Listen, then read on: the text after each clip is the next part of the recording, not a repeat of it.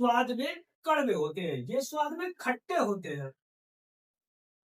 Hello प्यारे बच्चों, राधे राधे, जय श्री राम, नमस्कार, अस्सलाम वालेकुम, सत श्री अकाल। देखिए, आज एसिड एंड बेस को हम कंप्लीट करेंगे। तो सबसे पहले बात करते हैं एसिड यानी कि अम्लों की। क्या होते हैं हम अम्ल की? सबसे पहले अगर प्रॉपर्टीज में देखते हैं कि इनका स्वाद कैसा होता है, खट्टा होता है। लिखा है सॉर इन टेस्ट, स्वाद में खट्टे। टर्न ब्लू लिटमस रेड, यानी कि ये ब्लू लिटमस पेपर को, नीले लिटमस पेपर को लाल में कन्वर्ट कर देते हैं। Give H ion in aqueous solution, aqueous solution यानी कि जलीय विलयन में ये एच आयन देते हैं।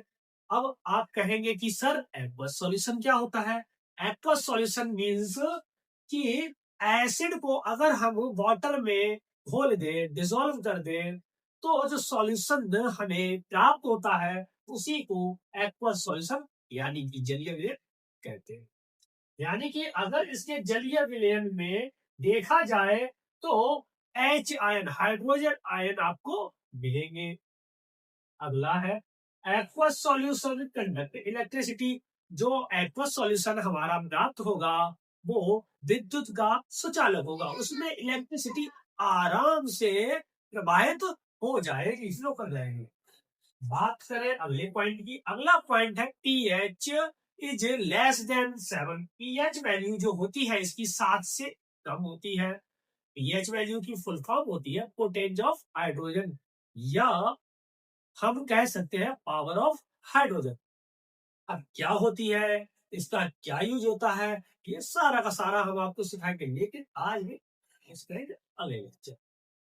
बात करें इसके कुछ एग्जाम्पल्स की कि सर इतना बता दिया इसके बारे में तो इसके एग्जाम्पल्स भी बता दो।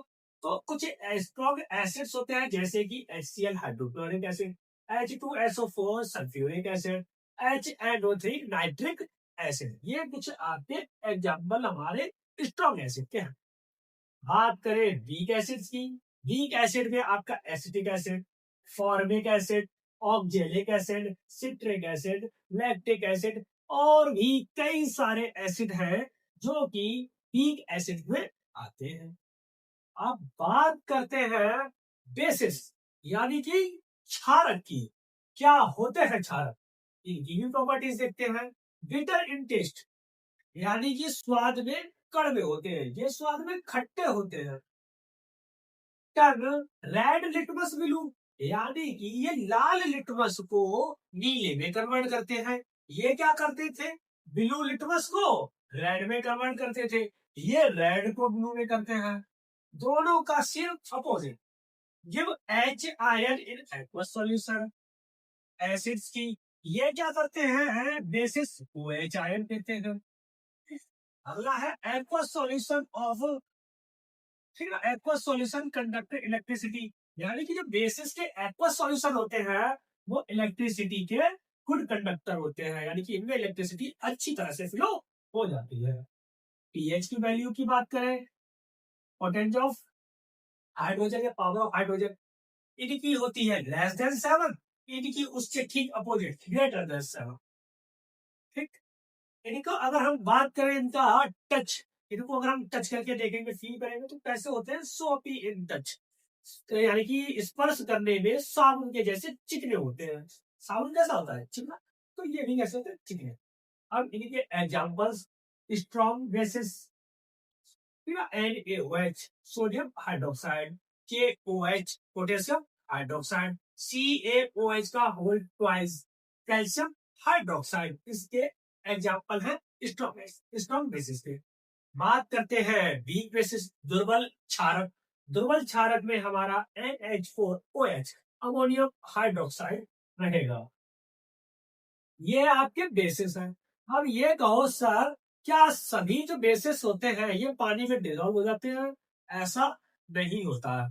कुछ डिजॉल्व हो जाते हैं, कुछ पानी में घुल जाते हैं, सॉल्युबल होते हैं। तो जो पानी में सॉल्युबल होते हैं वाटर में, उन्हीं को हम एल्कलीज यानी कि क्षार कहते हैं। देखिए, these bases which are soluble in water are alkalis, यानी कि वे क्षारक जो जल में घुलनशील होते हैं उन्हें क्षार कहते हैं। इसके एग्जाम्पल देखिए, NaOH सोडियम हाइड्रोक्साइड, यानी कि इसका दूसरा नाम प्लास्टिक सोडा भी होता है। KOH पोटेशियम हाइड्रोक्साइड और CaOH कैल्शियम हाइड्रोक्साइड, यही वाले एग्जाम्पल हमने इसमें लिख लिए हैं, क्योंकि ये सब क्या होते हैं, पानी में डिजोल्व हो जाते हैं। अब अगला जो टॉपिक होने वाला है वो होने वाला है हमारा इंडिकेटर्स का। How many type of indicators, क्या होते हैं सूचक, इनको हम देखेंगे। अगर आप लोगों के लिए ये वीडियो वैल्यूबल रही हो और अगर आप लोग इससे कुछ भी सीखे तो इसको लाइक करें, कमेंट करें और सब्सक्राइब करें और इसको हाइप करना बिल्कुल ना भूलें।